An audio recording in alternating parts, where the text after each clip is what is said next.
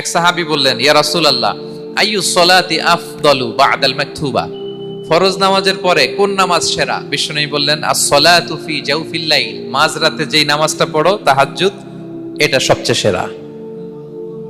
ফরজ সালাতের পরে সবচাইতে শ্রেষ্ঠ সালাত হচ্ছে তাহাজ্জুদের সালাত। আল্লাহ তাআলা বলেন, ওয়া মিনাল লাইলি ফাতাহাজ্জাদ বিহি নাফিলাতাল লাকা আসা আইয়াবআসাকা রাব্বুকা মাকামান মাহমুদা। নবী হে, রাতের কিছু অংশে আপনি তাহাজ্জুদের সালাত পড়ুন, এটা আপনার জন্য অতিরিক্ত একটা ফরজ। এটা বিশ্বনবী সাল্লাল্লাহু আলাইহি ওয়াসাল্লামের জন্য ফরজ ছিল, অতিরিক্ত ফরজ, নাফিলাতান লাক। এবং আসা আইয়াবআসাকা রাব্বুকা মাকামান মাহমুদা, আশা করা যায় এর কারণে আল্লাহ তাআলা আপনাকে মাকামে মাহমুদে উত্তীর্ণ করবেন। মাকামে মাহমুদ হচ্ছে এমন একটা স্পেশাল জায়গা, একটা মাকাম, যেই জায়গায় দাঁড়িয়ে বিষ্ণু ইসলাম আমাদের জন্য সুপারিশ করবেন। মাকামে মাহমুদে দাঁড়িয়ে বিষ্ণু ইসলাম আমাদের জন্য সুপারিশ করবেন।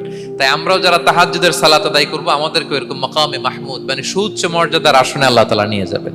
যারাই তাহাজ্জুদ পড়ে তাদের মর্যাদা বাড়িয়ে দেয় কে?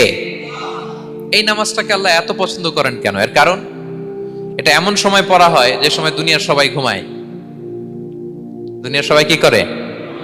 নিঝুম নিস্তব্ধ রাত, আপনি উঠে ওযু করে নামাজ পড়তেছেন, তখন আপনি ঘুমান না, আপনি তখন আল্লাহর রঙে রঙিন হতে চান, কারণ আল্লাহও ঘুমায় না। সুবহানাল্লাহ পড়েন। আল্লাহ বলে, লা তাখুযুহু সিনাতু ওয়ালা নাওম, never the sleep not the slumber overtakes me. আমি আল্লাহর ঘুম তো আসে না, ঘুমের আগে যে তন্দ্রা আসে ওইটাও আসে না। ঘুমের আর একটা গভীর নাম আছে, ওইটার নাম হচ্ছে হুজুদ। আওয়াজ করে বলেন তো ওইটার নাম।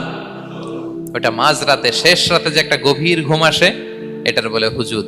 দেখবেন যে শেষ রাতে একটা এমন মজার ঘুম আসে, কম্বলটা টেনে টেনে এসিটা ছেড়ে দিয়ে আরেকটু ঘুমাইতে মনে চায়, আরেকটু আরেকটু আরেকটু ঘুমাই, এরকম একটা ঘুম আছে না?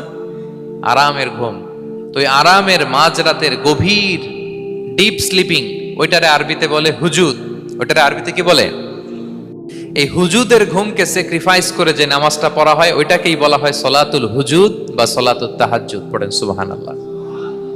হুজুদকে স্যাক্রিফাইস করে আপনি নামাজ পড়েছেন, এজন্য এই নামাজটার নাম সলাতুল হুজুদ বা সলাতুত তাহাজ্জুদ। ওয়া মিনাল লাইলি ফাতাহাজ্জাদ বিহি নাফিলাতাল লাক আসা আইয়াবআসাকা রাব্বুকা মাকামান মাহমুদা। আপনি যদি প্রশংসার স্থানে উন্নীত হতে চান, তাহলে এই রাতের সালাত পড়তে হবে। বিষ্ণু ইসলাম দীর্ঘ সময় এই কিয়ামুল লাইলটা করতেন। সেজদায় কত লম্বা ছিলেন এটা তো একটু আগেই বললাম। কত লম্বা ছিল?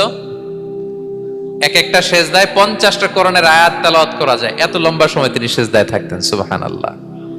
আর কত দাঁড়িয়ে থাকতেন এটার বলে লাভ নাই।